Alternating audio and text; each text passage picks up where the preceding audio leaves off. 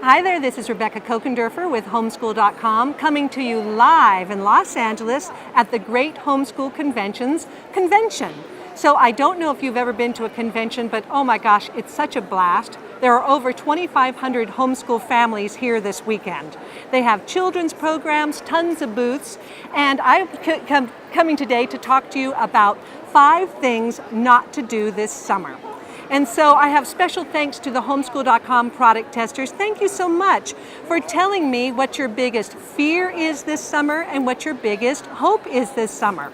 So I took that information and I put it together as, just for fun, 5 things not to do this summer. And I'm using this as a joke because you know that one of our rules with homeschooling is that I always want you to focus on the positive. But just for fun, we're going to give you a little spin. Okay, so here's tip number 1. Do not fight summer. Use it to your advantage, right?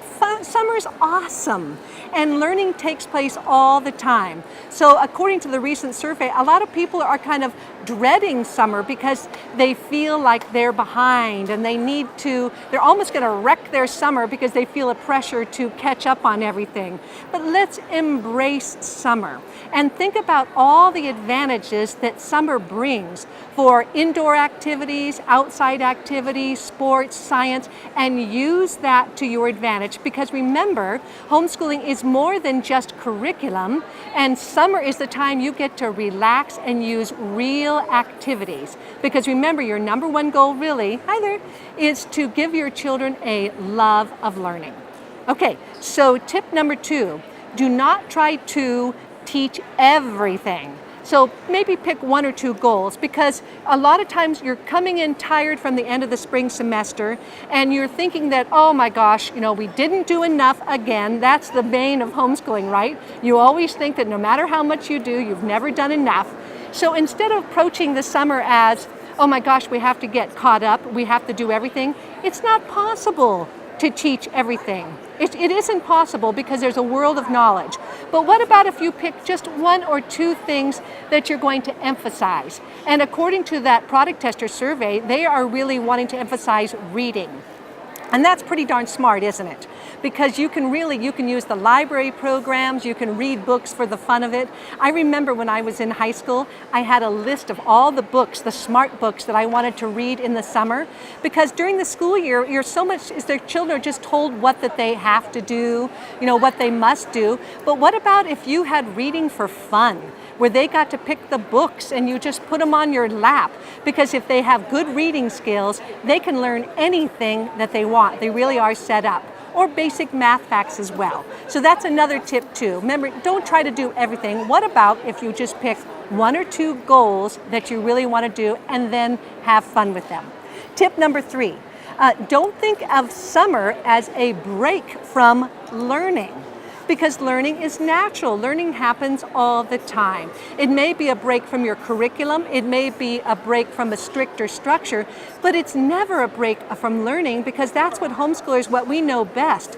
Homeschooling is part of our life. Learning is part of our life. And so just think about summer. How are you going to have fun with learning this summer?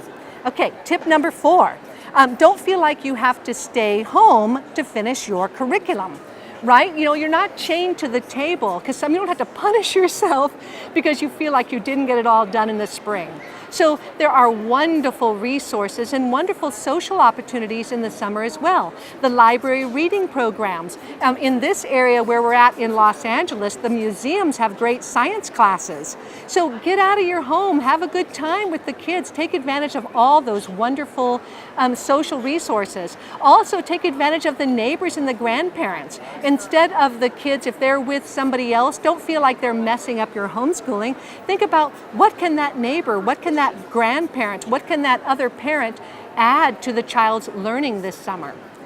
Tip number 5, don't let yourself get cranky. Because as I mentioned, I homeschooled for 20 years. I totally get the cranky thing. If you're getting cranky and the kids are getting cranky, take a break. Take a break, go find your smile, because when you come back at it, you will get twice as much done than if you tried to muscle through and do it even if you're not having any fun. Okay, here's a bonus tip for you. Last one. Start and end your day with a little routine. because a lot of times the goal, the fear this summer is we're going to lose all routine. And the kids do well with a little bit of routine. So what about if no matter where you are, whether you're on vacation, whether you're at home, whether you're at the grandparents, what about if you have a special little morning routine that you do no matter where you are? What if you have a special little evening routine? So our morning routine was the teeth brushing. So no matter where we were, we did a nice little teeth brushing thing. And it's not the cracking the whip, but it was our beautiful little family time. And then no matter where we are, we did a little reading to the evening. And they would see Mom, I would get my chamomile tea, and I brought out our reading book, and that made the kids feel safe. And I learned this little advice the hard way because I was traveling with the kids, and my youngest daughter, she started losing it, and she became the policeman of the family, and it's because she was not getting enough structure to feel safe. So it doesn't have to be from 9 to 10 we do math, from 10 to 11 we do science, but what about if you have a little family time in the morning, or you have a little candle time, or a prayer time, or a reading of the book time? Try to bookend your day with a lovely little routine to start the day and end the day, and then you'll feel like you're accomplishing so much more. Okay, I'm so glad you could join me in Los Angeles and Ontario at the Great Homeschool Conventions. This is Rebecca Kokendorfer with Homeschool.com saying, happy homeschooling. Nice talking with you.